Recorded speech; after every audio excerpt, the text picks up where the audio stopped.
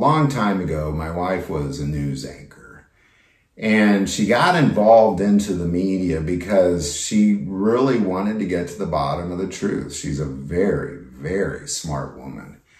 And she wanted to be an investigative reporter. She wanted to get to the truth. The problem was quickly she realized that all anybody really wanted to talk about was what sold. What are going to get the ratings? There's two categories of things that got the ratings. And unless it fit into one of these two categories, it probably wasn't going to be talked about. And that's sex and fear. That's it. If you look at the current news sources that you have right now, you have a few different kinds. But they're all using those two things to drive up ratings. If you look at current events, just politics alone, you got one side that's telling you that if our guy wins, you will be saved. But if their guy wins, we are all doomed. Then you have the other guy, then you have the other media source saying, if our guy wins, we are all going to be saved. But if their guy wins, we're all doomed. You could literally see a story right in front of your eyes and you'll hear two totally different versions of it. And quite honestly, there was a moment really in the last few months where the media was trying to scare us, and it actually worked on my wife, and it bothered me. It bothered me.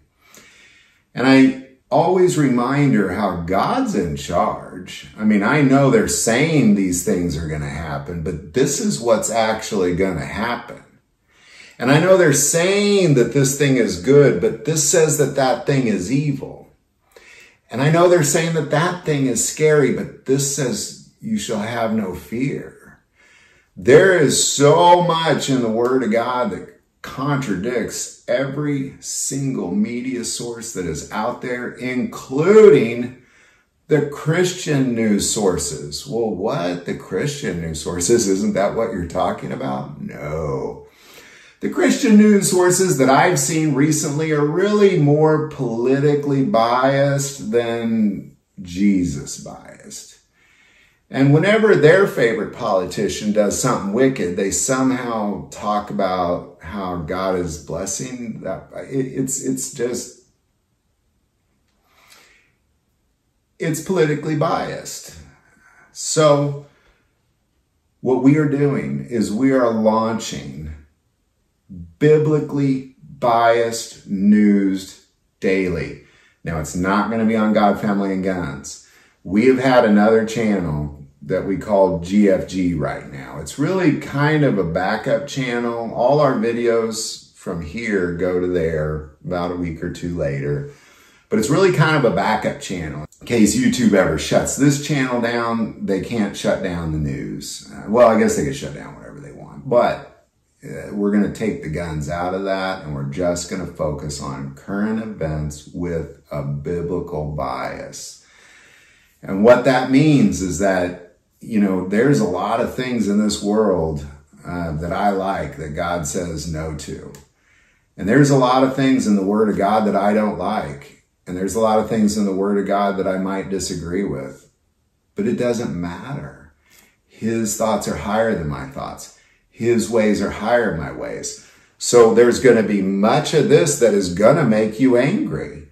You'll be sitting there watching something political thinking, oh, I love this person, or I love this person, or whoever you love. And then God's going to contradict that person and you're not going to like it.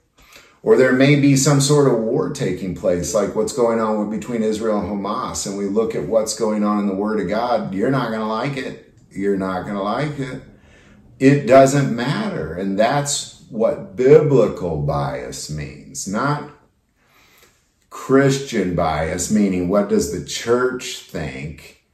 Because the church is lost. They are having an identity crisis and their media reflects it. What does the Word of God say, and what does it say alone about the current events in the world? That's what this channel is going to become, because knowing God is in charge of these things brings me great comfort. When I worry about elections, or I worry about wars or rumors of wars or famines or earthquakes in various places, I remember that he is in charge. And there's things in his word that you can read and go, oh, well, wait a second, that's supposed to happen. This is okay. We're actually moving down the right path. Because I want to take a moment and mention that when Jesus was on this earth and he walked around on this planet and he performed miracles and he declared himself to be God, all of it was prophesied about. And the religious leaders, they knew the prophecy. They knew the prophecy, but it didn't look like they thought it should look. So they totally missed it. They totally missed it. And we've been fed a bunch of garbage from movies and books where people have written about what the end times should look like. And it's going to make people miss it. What does the Word of God say about current events? Because there's all sorts of things happening in this world today, right now, that are in the Word of God. So today, July 22nd, we posted our first broadcast. It's pretty simple. We just sit here and we look at the current events and we see what the Word of God says.